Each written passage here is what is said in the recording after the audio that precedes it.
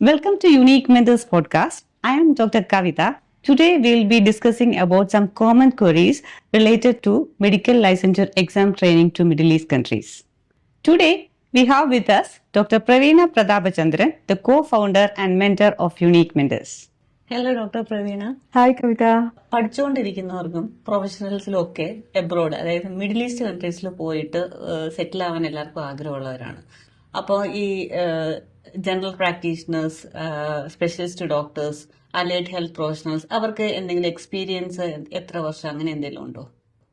Definitely UAE-ലല്ല, ഇപ്പൊ middle ഈസ്റ്റിൽ നമ്മൾ പറയുകയാണെങ്കിൽ UAE സെപ്പറേറ്റ് ആണ്, അതുപോലെ ബാക്കിയുള്ള മിഡിൽ ഈസ്റ്റ് കൺട്രീസും ഉണ്ട്, ലൈക്ക് ഒമാൻ, ഖത്തർ, സൗദി എന്ന് പറയുന്നത്. അപ്പൊ UAE-യുടെ നമ്മൾ ആദ്യം പറയുകയാണെങ്കിൽ ഇപ്പൊ ജനറൽ പ്രാക്ടീഷണർ ആയിട്ട് പോകാനാണെങ്കിൽ MBBS കഴിഞ്ഞ് രജിസ്ട്രേഷന് ശേഷമുള്ള 2 year എക്സ്പീരിയൻസ് മതി. പക്ഷെ അവർക്ക് സ്പെഷ്യലിസ്റ്റ് കാറ്റഗറിയിലാണ് പോകേണ്ടതെങ്കിൽ അവർ PG കഴിഞ്ഞതിന് ശേഷം അവർക്കൊരു 3 year മിനിമം എക്സ്പീരിയൻസ് വേണം. ബാക്കിയുള്ള അലൈഡ് ഹെൽത്ത് പ്രൊഫഷണൽസ് എന്ന് പറയുന്നത് ഇപ്പൊ നഴ്സസ് ആണെങ്കിലും physiotherapy, radiographers, medical laboratory technologist, അങ്ങനെയൊക്കെയുള്ള അലൈഡ് ഹെൽത്ത് പ്രൊഫഷണൽസിനെല്ലാം മിനിമം 2 year എക്സ്പീരിയൻസ് ആണ് UAE-ലേക്കുള്ളത്. ഈ എക്സ്പീരിയൻസ് ഇല്ലാതെ ഏതെങ്കിലും ഒരു മെഡിക്കൽ പ്രൊഫഷണൽസ് നമുക്ക് UAE-ലോട്ട് നമുക്ക് സെറ്റിൽ ആവാനുള്ള എന്തെങ്കിലും ഓപ്ഷൻ ഉണ്ടോ? മെഡിക്കൽ പ്രൊഫഷണൽസിൽ തന്നെ കോവിഡിന് ശേഷം അല്ലെങ്കിൽ ഡ്യൂറിംഗ് ദ കോവിഡ് ടൈം അവരൊരു എക്സ്പീരിയൻസിൽ ഒരു ലീനിയൻസി കൊടുത്തിട്ടുണ്ട്. നഴ്സസിനും മെഡിക്കൽ ലബോറട്ടറി ടെക്നോളജിസ്റ്റിനും ആക്ച്വലി ഫ്രഷേഴ്സ് എന്നുള്ള കാറ്റഗറിയിൽ അവർക്ക് പോവാം. പക്ഷെ ഫ്രഷേഴ്സ് ആയിട്ട് ആരെയാണ് കൺസിഡർ ചെയ്യണേന്ന് ചോദിച്ചാൽ നമ്മളൊരു ഡിഗ്രി ക്വാളിഫിക്കേഷൻ അല്ലെങ്കിൽ ഒരു ഡിപ്ലോമ ക്വാളിഫിക്കേഷൻ കഴിഞ്ഞ് വിത്തിൻ 2 years അപ്ലൈ ചെയ്താൽ മാത്രമേ അവർ ഫ്രഷേഴ്സ് ആയിട്ട് കൺസിഡർ ചെയ്തുള്ളൂ. അപ്പൊ ഫ്രഷേഴ്സ് കാറ്റഗറിയിലാണെങ്കിൽ അവർക്ക് എക്സ്പീരിയൻസ് ഇല്ലാണ്ട് തന്നെ പോകാൻ പറ്റും. ഖത്തർ, സൗദി, ഒമാൻ അങ്ങനെയുള്ള കൺട്രീസ്. അതാ ഞാൻ നമ്മുടെ ഫസ്റ്റ് ഇതിനകത്ത് പറഞ്ഞ പോലെ തന്നെ മിഡിൽ ഈസ്റ്റില് UAE സെപ്പറേറ്റ് ആണ്, ഖത്തർ, ഒമാൻ, സൗദി സെപ്പറേറ്റ് ആണ്. അപ്പൊ ഖത്തർ, ഒമാൻ, സൗദിയിലാണെങ്കിൽ നമുക്ക് 5 years എക്സ്പീരിയൻസ് ആണ് പറയുന്നത്.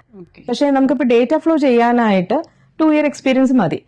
നമ്മളൊരു ജോലി എക്സ്പയർ ചെയ്യുമ്പോൾ അവിടെ ജോലി ഏറ്റവും കൂടുതൽ കിട്ടുന്നത് എപ്പോഴും 5 year എക്സ്പീരിയൻസ് എങ്കിലും മിനിമം ഉള്ളവർക്കാണ് ജോലി സാധ്യത കൂടുതൽ. ഈ എക്സ്പീരിയൻസ് നമുക്ക് സ്റ്റിൽ കണ്ടിന്യൂസ് ആയിട്ട് നമുക്ക് എക്സ്പീരിയൻസ് വേണോ, അത് ഇടയ്ക്ക് എന്തെങ്കിലും ഗ്യാപ്പ് വന്നു കഴിഞ്ഞാൽ എന്തെങ്കിലും ബുദ്ധിമുട്ടുണ്ടോ, അതിനെന്തെങ്കിലും പ്രശ്നമുണ്ടോ?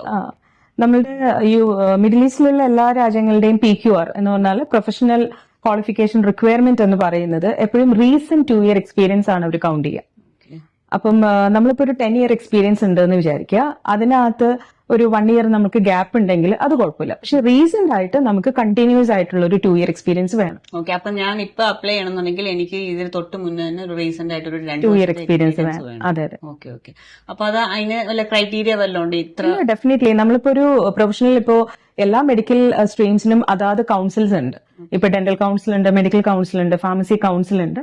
അലൈഡ് ഹെൽത്ത് പ്രൊഫഷണൽസിന് ഇപ്പൊ പാരാമെഡിക്കൽ കൗൺസിൽ കേരളത്തിലുണ്ട്. അതുപോലെ തന്നെ ഫിസിയോതെറാപ്പിക്കും ഒക്കെ രജിസ്റ്റേർഡ് ആയിട്ടുള്ള കൗൺസിലുള്ള രജിസ്ട്രേഷന് ശേഷമുള്ള എക്സ്പീരിയൻസ് മാത്രമേ അവർ കൗണ്ട് ചെയ്യുള്ളൂ. അതെപ്പോഴും കുട്ടികൾക്ക് വരുന്ന ഒരു പ്രശ്നം എന്താണെന്ന് വെച്ചാൽ ഡോക്ടേഴ്സിനും ഡെന്റിസ്റ്റിനും നഴ്സിംഗ് പിന്നെ ഫാർമസി അവർക്കൊക്കെ മാൻഡേറ്ററി ആണ് രജിസ്ട്രേഷൻ. പക്ഷെ അതർ അലൈഡ് ഹെൽത്ത് പ്രൊഫഷണൽസിന് ഇത് മാൻഡേറ്ററി അല്ലാത്തതുകൊണ്ട് തന്നെ ഈ രജിസ്ട്രേഷൻ ആരും എടുക്കില്ല. അവര് പഠിച്ചതിന് ശേഷം അവർ ജോലിക്ക് കയറിയിട്ടുണ്ടാവും, പക്ഷെ ആ എക്സ്പീരിയൻസ് മിഡിൽ ഈസ്റ്റിൽ കൗണ്ട് ചെയ്യില്ല. എപ്പോഴും രജിസ്ട്രേഷന് ശേഷമുള്ള എക്സ്പീരിയൻസ് മാത്രമേ മിഡിൽ ഈസ്റ്റിൽ കൗണ്ട് ചെയ്യൂ. ഫിസിയോതെറാപ്പി പോലുള്ളവർക്ക് ഇങ്ങനെ ഗവൺമെന്റ് ആയിട്ടുള്ള അങ്ങനത്തെ ഒരു ബോഡി ഇല്ലെങ്കിൽ പോലും റെക്കഗ്നൈസ്ഡ് ആയിട്ടുള്ള ഒരു അസോസിയേഷൻ, രജിസ്റ്റേർഡ് റെക്കഗ്നൈസ്ഡ് അസോസിയേഷന്റെ രജിസ്ട്രേഷൻ എടുക്കണം അവർ. ഇന്റേൺഷിപ്പ് ഒക്കെ നമ്മുടെ എക്സ്പീരിയൻസിൽ കൗണ്ട് ചെയ്യുമോ? അതോ ചില PGs ഉണ്ടല്ലോ, നമ്മളിപ്പം ഡോക്ടേഴ്സിന്റെ ആണെങ്കിലും അല്ലെങ്കിൽ അലൈഡ് ഹെൽത്ത് പ്രൊഫഷണൽസിന്റെ ആണെങ്കിലും PG നമ്മൾ ചെയ്യുമ്പോൾ നമുക്ക് ക്ലിനിക്കൽ പോസ്റ്റിംഗ് ഉണ്ടെങ്കിൽ അത് ക്ലിയർ ആയിട്ട് നമ്മുടെ ട്രാൻസ്ക്രിപ്റ്റില് ക്ലാരിറ്റിയോട് കൂടി ഇത്ര അവേഴ്സ് ഓഫ് ക്ലിനിക്കൽ പോസ്റ്റിംഗ് എന്ന് എഴുതിയിട്ടുണ്ടെങ്കിൽ ആ അത്രയും അവേഴ്സ് ക്ലിനിക്കൽ എക്സ്പീരിയൻസ് ആയിട്ട് കൗണ്ട് ചെയ്യും. അല്ലാത്ത ഇന്റേൺഷിപ്സ് ഒന്നും എക്സ്പീരിയൻസ് ആയിട്ട് കൗണ്ട് ചെയ്യില്ല. നമ്മളിപ്പോ മിനിമം 2 years എന്ന് പറഞ്ഞപ്പോ നമുക്ക് 6 months നമുക്ക് അതിനകത്ത് നമ്മുടെ ട്രാൻസ്ക്രിപ്റ്റിൽ ഉണ്ടെന്നുണ്ടെങ്കിൽ പിന്നെ ഒരു 1.5 years. അതെ അതെ, പിന്നെ ഒരു 1.5 years മതി. അല്ലെങ്കിൽ ഇപ്പൊ ഒരു 1 hour ക്ലിനിക്കൽ പോസ്റ്റിംഗ്സ് നമ്മൾ ഇന്റേൺഷിപ്പിന്റെ കൂട്ടത്തിൽ ട്രാൻസ്ക്രിപ്റ്റിൽ പറഞ്ഞ ബേസ് ചെയ്തിട്ടുണ്ടെങ്കിൽ അതിന് സോളിഡ് ആയിട്ടുള്ള പ്രൂഫ് വേണം. ഓക്കെ, അത് കാരണം നമ്മളിപ്പോ ക്ലിനിക്കൽ പ്രാക്ടീസ് ചെയ്യുമ്പോൾ ലോഗ് ബുക്കും എല്ലാം നമ്മുടെ അടുത്ത് ഉണ്ടായിരിക്കണം. അപ്പൊ ആ ഒരു എക്സ്പീരിയൻസ് കൗണ്ട് ചെയ്ത് പിന്നെ നമുക്കൊരു 1 year എക്സ്പീരിയൻസ് മതി. അപ്പൊ കുറച്ചും കൂടെ after registration. Middle east countries എന്ന് പറയുമ്പോൾ തന്നെ എല്ലാവരും പറയുന്ന ഒരു കാര്യമാണ് data flow. Actually data flow എന്ന് പറഞ്ഞാൽ എന്താ? ഡേറ്റ ഫ്ലോ എന്ന് പറഞ്ഞിട്ടുണ്ടെങ്കിൽ അതൊരു കമ്പനിയുടെ പേരാണ്. നമ്മുടെയൊക്കെ സർട്ടിഫിക്കറ്റ് ഉണ്ടല്ലോ, ഇപ്പോൾ എഡ്യൂക്കേഷൻ സർട്ടിഫിക്കറ്റ് ആണെങ്കിലും എക്സ്പീരിയൻസ് സർട്ടിഫിക്കറ്റ് ആണെങ്കിലും നമ്മുടെ കൗൺസിൽ രജിസ്ട്രേഷൻ സർട്ടിഫിക്കറ്റ് ആണെങ്കിലും ഒക്കെ അതിന്റെ ഒരു വെരിഫിക്കേഷൻ ചെയ്യുന്ന ഒരു ഏജൻസിയുടെ പേരാണ് ഡേറ്റ ഫ്ലോ എന്ന് പറയുന്നത്. അപ്പൊ യു എയിൽ എന്നല്ല, മിഡിൽ ഈസ്റ്റിലുള്ള എല്ലാ രാജ്യങ്ങളും, സൗദിയും ഖത്തറും ഒമാനും എല്ലാം ഈ ഡേറ്റ ഫ്ലോ എന്ന് പറയുന്ന ഗ്രൂപ്പിനെയാണ് ഈ സർട്ടിഫിക്കറ്റ് വെരിഫിക്കേഷൻ എന്ന് പറയുന്ന പ്രോസസ്സ് ഏൽപ്പിച്ചിട്ടുള്ളത്. അപ്പൊ അതൊരു ഓൺലൈൻ പ്രോസസ് ആണ്. ഈ ഒറ്റ ഒരു ഡാറ്റ ഫ്ലോ കൊണ്ട് തന്നെ ഈ മിഡിൽ ഈസ്റ്റ് കൺട്രീസ്, അതായത് ഒമാൻ, ഖത്തർ, സൗദി, UAE എല്ലാം ഒറ്റ ഒരു ഡാറ്റ ഫ്ലോ മതി? ഓക്കെ, ഡേറ്റ ഫ്ലോ ആക്ച്വലി ഒന്നും മതി. പക്ഷേ നമ്മളിപ്പോ ഏത് കൺട്രി ആണോ ആദ്യം ചൂസ് ചെയ്യുന്നത്, ഇപ്പൊ ദുബായ് ആണ് ചൂസ് ചെയ്തതെങ്കിൽ നമ്മൾ ദുബായ് ഹെൽത്ത് അതോറിറ്റിയുടെ അണ്ടറിലായിരിക്കും ആ ഡേറ്റ ഫ്ലോ ചെയ്യുന്നത്. പക്ഷെ ആ ഡേറ്റ ഫ്ലോ റിപ്പോർട്ട് നമുക്ക് മറ്റൊരു രാജ്യത്തിന്റെ ഹെൽത്ത് അതോറിറ്റിയിലേക്ക് കൺവേർട്ട് ചെയ്യാം. അതിനെയാണ് ഡേറ്റ ഫ്ലോ കൺവേർഷൻ എന്ന് പറയുന്നത്. ഒരു സർട്ടിഫിക്കറ്റ് നമ്മൾ ഡേറ്റ ഫ്ലോ ചെയ്ത് കഴിഞ്ഞാൽ അതിന് ലൈഫ് ലോങ് വാലിഡ് ആണ്. ഫോർ എക്സാമ്പിൾ, നമ്മുടെ ഇപ്പോൾ ഒരു എഡ്യൂക്കേഷൻ സർട്ടിഫിക്കറ്റ്, നമ്മുടെ ഒരു ഡിഗ്രി സർട്ടിഫിക്കറ്റ് നമ്മൾ ഡേറ്റ ഫ്ലോ ചെയ്തു. ആ ഡേറ്റ ഫ്ലോ വീണ്ടും വീണ്ടും നമ്മൾ അതേ സർട്ടിഫിക്കറ്റിന് ചെയ്യേണ്ട. എക്സ്പീരിയൻസ് അങ്ങനെയല്ല, പുതിയ എക്സ്പീരിയൻസ് വരുമ്പോൾ നമ്മൾ ആ സർട്ടിഫിക്കറ്റ് ഡേറ്റ ഫ്ലോ വെരിഫിക്കേഷൻ ചെയ്യും. ഏതെങ്കിലും ഒരു മിഡിൽ ഈസ്റ്റ് കൺട്രീസിലോട്ട് ഒരു പ്രാവശ്യം നമ്മൾ ഡാറ്റ ഒരു പ്രാവശ്യം ചെയ്താൽ മതി. ഒരു പ്രാവശ്യം ചെയ്താൽ അത് വാലിഡ് ആണ്. അതുപോലെ തന്നെ അത് മറ്റ് മിനിസ്ട്രിയിലേക്ക് കൺവേർട്ട് ചെയ്യാനായിട്ടുള്ള ഓപ്ഷൻസ് ഉണ്ട്. ഈ ഡാറ്റ ഫ്ലോ കൺവേർഷൻ തന്നെയാണോ ഈ ലൈസൻസ് കൺവേർഷൻ? ഡേറ്റ ഫ്ലോയും ലൈസൻസും രണ്ടും രണ്ടാണ്. ഡേറ്റ ഫ്ലോ എന്ന് പറയുന്നത് നമ്മൾ ആസ് എൻ ഇൻഡിവിജ്വൽ നമ്മൾ ചെയ്യുന്ന നമ്മുടെ സർട്ടിഫിക്കറ്റിന്റെ വെരിഫിക്കേഷൻ ആണ് ചെയ്യുന്നത്. പക്ഷെ ലൈസൻസ് എന്ന് പറഞ്ഞാൽ എന്താന്ന് വെച്ചാൽ നമ്മുടെ ഡേറ്റ ഫ്ലോ ചെയ്തു, നമ്മൾ എക്സാം പാസ്സായി, അത് കഴിഞ്ഞ് നമ്മൾ എലിജിബിൾ ആവും, നമ്മൾ അവിടെ ഒരു ജോലിക്ക് കയറാൻ എലിജിബിൾ ആയി. അതിനുശേഷം നമ്മൾ ആ ഒരു ജോലിയിൽ കയറുമ്പോൾ നമ്മൾ എംപ്ലോയർ ഉണ്ടല്ലോ, ആരാണോ നമ്മൾ ഹയർ ചെയ്യുന്നത്, നമ്മൾ എംപ്ലോയർ ആണ്. On behalf of us they will approve for a licence. അപ്പൊ ലൈസൻസിങ് പ്രൊസീജിയർ ഒരിക്കലും ആസ് എൻ ഇൻഡിവിജ്വൽ എനിക്ക് ചെയ്യാൻ പറ്റില്ല. ഇത് എംപ്ലോയർ വില്ലിംഗ് ആണെങ്കിൽ മാത്രമുള്ളതാണ്. എംപ്ലോയർ ആണ് നമ്മൾക്ക് വേണ്ടിയിട്ട് ലൈസൻസ് എടുക്കുന്നത്. നമ്മുടെ പേരിലായിരിക്കും ലൈസൻസ്, പക്ഷെ അതിന്റെ ആപ്ലിക്കേഷനും അതിന്റെ ബാക്കി വർക്ക്സ് എല്ലാം ചെയ്യുന്നത് എംപ്ലോയർ ആണ്. ക്രെഡൻഷ്യലിംഗ് പ്രോസസ് എന്ന് പറഞ്ഞാൽ എന്താണ്? ഓക്കെ, അത് ഞാൻ വിട്ടുപോയതാ പറയാൻ. നമ്മളിപ്പോ ഡേറ്റ ഫ്ലോ ചെയ്യുന്ന കാര്യം പറഞ്ഞല്ലോ. ഡേറ്റ ഫ്ലോ ചെയ്തതിന് ശേഷം നമ്മൾ ഈ പറയുന്ന എല്ലാ ഗവൺമെന്റ്, ഇപ്പം Dubai health authority, Abu Dhabi health authority, സൗദിയുടെ മിനിസ്ട്രി ഓഫ് ഹെൽത്ത്, അങ്ങനെ പറയുന്ന എല്ലാ അതോറിറ്റീസും അവരുടെ കോമ്പറ്റേറ്റീവ് എക്സാംസ് കണ്ടക്ട് ചെയ്യുന്നുണ്ട്. ഇപ്പൊ കമ്പ്യൂട്ടർ ബേസ്ഡ് കോമ്പറ്റേറ്റീവ് എക്സാം ആണ്. അപ്പൊ ആ എക്സാമും കൂടി നമ്മൾ ക്ലിയർ ആവണം. അല്ലാതെ ഡേറ്റ ഫ്ലോ ചെയ്തുകൊണ്ട് മാത്രം നമുക്കൊരു ജോലി കിട്ടില്ല. ആ എക്സാം ക്ലിയർ ആയി കഴിഞ്ഞാൽ നമുക്കൊരു എലിജിബിലിറ്റിക്ക് വേണ്ടിയിട്ട് ഒരു എലിജിബിലിറ്റി ലെറ്റർ ഇഷ്യൂ ചെയ്ത് കിട്ടാൻ വേണ്ടിയിട്ടാണ് പ്രോസസ് എന്ന് പറയുന്നതിനെയാണ് ക്രെഡൻഷ്യലിംഗ് എന്ന് പറയുന്നത്. അപ്പൊ ഡേറ്റ ഫ്ലോ റിപ്പോർട്ടും അതുപോലെ തന്നെ നമ്മളുടെ എക്സാം പാസ് ആയിട്ടുള്ള പാസ്റ്റ് സർട്ടിഫിക്കറ്റും കൂടെ വെച്ചിട്ട് നമുക്ക് ക്രെഡൻഷ്യലിംഗിന് അപ്ലൈ ചെയ്യാം. അപ്പൊ അത് ക്രെഡൻഷ്യലിംഗ് അപ്രൂവൽ കിട്ടിയാൽ എന്ന് പറഞ്ഞാൽ നമ്മുടെ സർട്ടിഫിക്കറ്റ് ഒക്കെ ഓക്കെയാണ്, നമ്മുടെ എക്സ്പീരിയൻസ് ഓക്കെയാണ്, നമ്മൾ എക്സാം ക്വാളിഫൈ ചെയ്തു. ഇത്രയും കാര്യങ്ങൾ കഴിയുമ്പോഴാണ് നമുക്കൊരു എലിജിബിലിറ്റി ലെറ്റർ കിട്ടുന്നത്. ആ എലിജിബിലിറ്റി ലെറ്റർ വെച്ചിട്ടാണ് നമ്മൾ ആക്ച്വലി ജോബിന് അപ്ലൈ ചെയ്യുന്നത്. നമ്മുടെ ഡാറ്റ ഫ്ലോ നമുക്ക് റിജക്ഷൻ വരാറുണ്ടോ നിങ്ങളുടെ? ഡെഫിനറ്റ്ലി. ഡേറ്റ ഫ്ലോ ചെയ്യാന്ന് വെച്ചിട്ടുണ്ടെങ്കിൽ നമ്മുടെ സർട്ടിഫിക്കറ്റിന്റെ ഒതന്റിക്കേഷൻ ആണ് പ്രൂവ് ചെയ്യേണ്ടത്.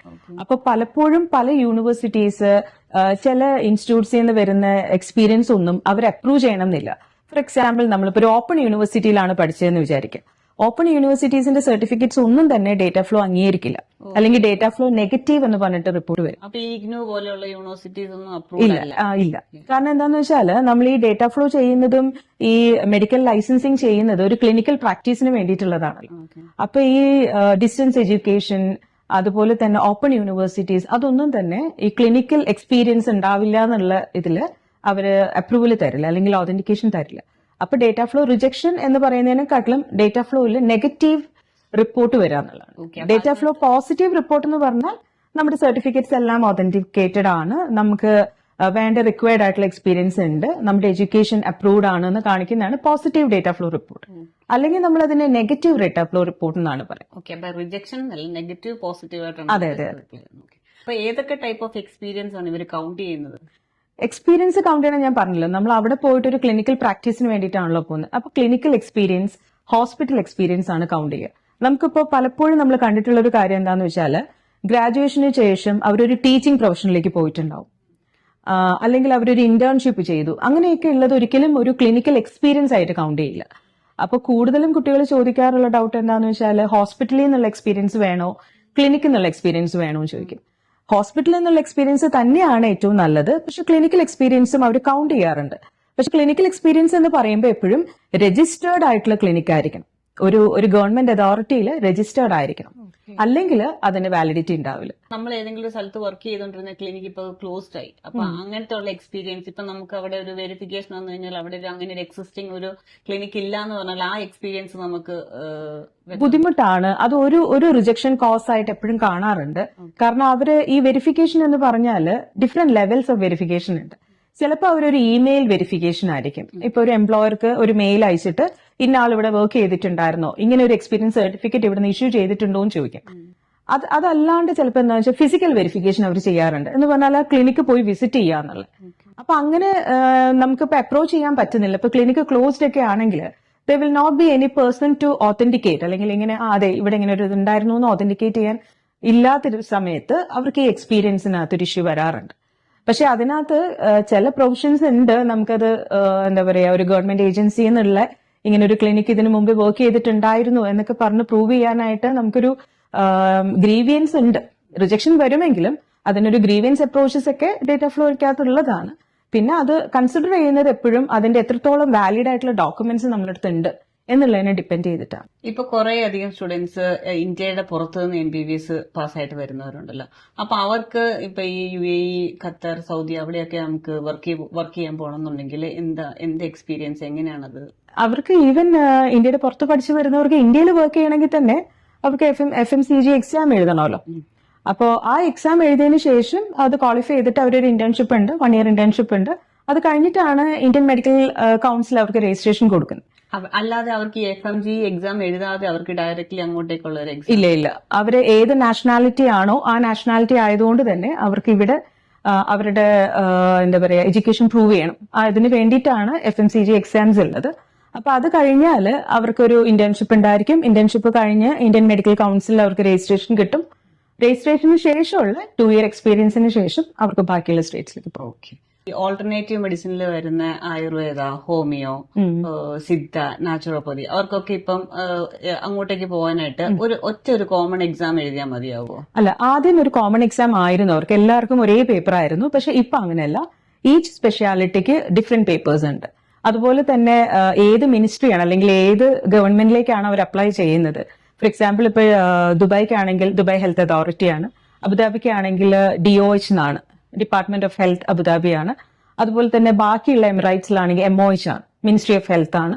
അപ്പൊ ഏത് അതോറിറ്റി ആണോ എക്സാം കണ്ടക്ട് ചെയ്യുന്നത്, ചിലപ്പോൾ അവർക്ക് റിട്ടേൺ എക്സാം ആയിരിക്കാം, ചിലപ്പോൾ വൈവേ ആയിരിക്കാം, അല്ലെങ്കിൽ കമ്പ്യൂട്ടർ ബേസ്ഡ് എക്സാംസ് ആയിരിക്കാം. ദാറ്റ് ഡിപ്പെൻഡ്സ് ഓൺ ഏത് രാജ്യമാണ് നമ്മൾ ചൂസ് ചെയ്യുന്നതെന്നുള്ളത്. പക്ഷെ അവർക്ക് അവരുടെ സ്ട്രീം ഓഫ് ക്വസ്റ്റ്യൻസ് ചോദിക്കുന്നുണ്ട്. അതുപോലെ തന്നെ എല്ലാവർക്കും ഇന്റേണൽ മെഡിസിൻ അല്ലെങ്കിൽ മോഡേൺ മെഡിസിന്റെ ഒരു സെറ്റ് ഓഫ് ടോപ്പിക്സ് അവർ പഠിച്ചിരിക്കണം. അതിൽ നിന്നും ക്വസ്റ്റ്യൻസ് ഉണ്ടായിരിക്കും. ഈ 4 ഓൾട്ടർനേറ്റീവ് മെഡിസിൻസ്. ഓക്കെ.